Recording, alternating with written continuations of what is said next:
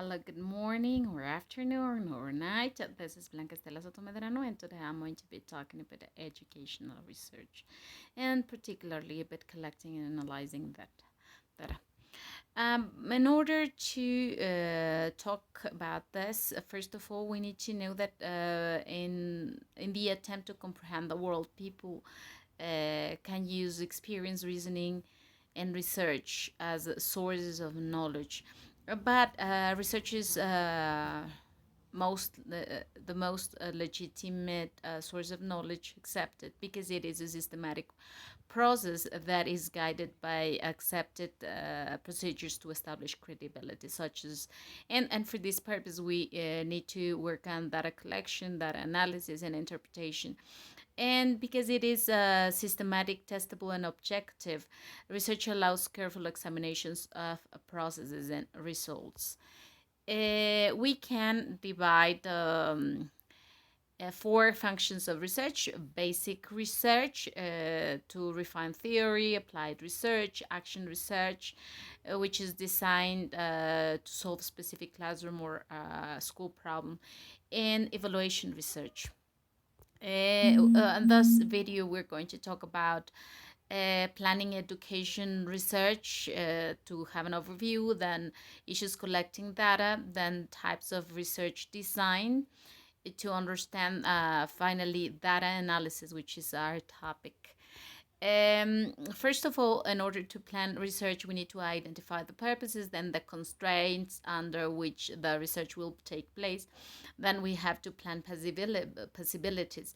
And finally, we have to decide the research design. And we are going to talk about this a bit and as an extra information. Before we start research, it is important to get informed consent from the participants because they need to know that they are going to be part of this research, and we need to be careful with sensitive educational research. Then, in order to back up our research, we need triangulation.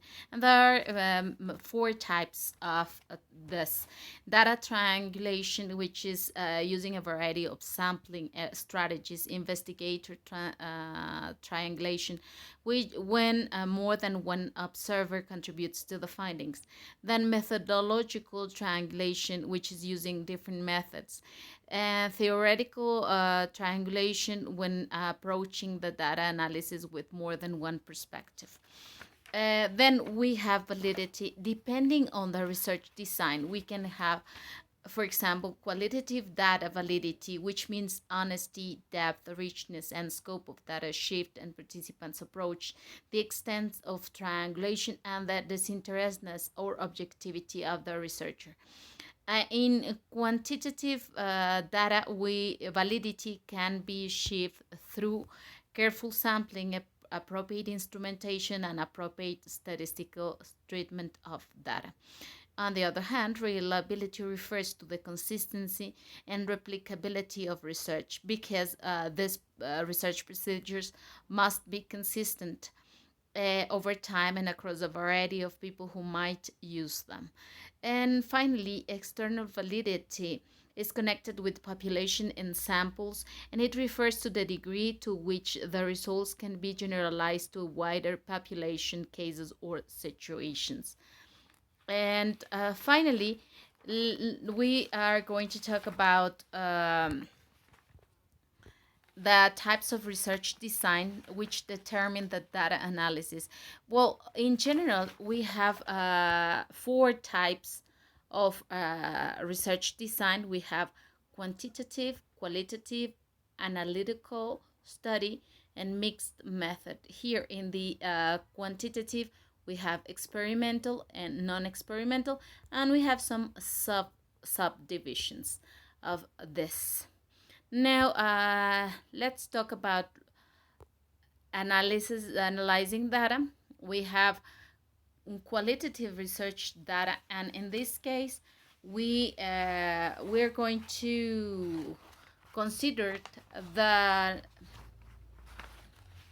research. Well, we can do an inductive procedure or a deductive procedure. Then for descriptive, what we are going to use as basically central tendencies and variabilities, and we take frequency, central tendency measures such as the mean, the mode, and the median. And for correlational research data, the positive correlation means that the variables are closely related, and if we have a negative correlation, it indicates that they are not related. And that the correlations are indicated by means of the correlation coefficient. And the multivariate research data, we have multiple regression. We can use a discriminant analysis and factor analysis. Finally, for the experimental research, we can use the t-test, which is used to compare means between two groups of research. And we can use ANOVA, which is a similar statistical procedure but can be used to compare three or more experimental groups. And finally, we have the chi-square that computes the frequency with which the event being researched actually happens. This is basically the analysis of data, and this is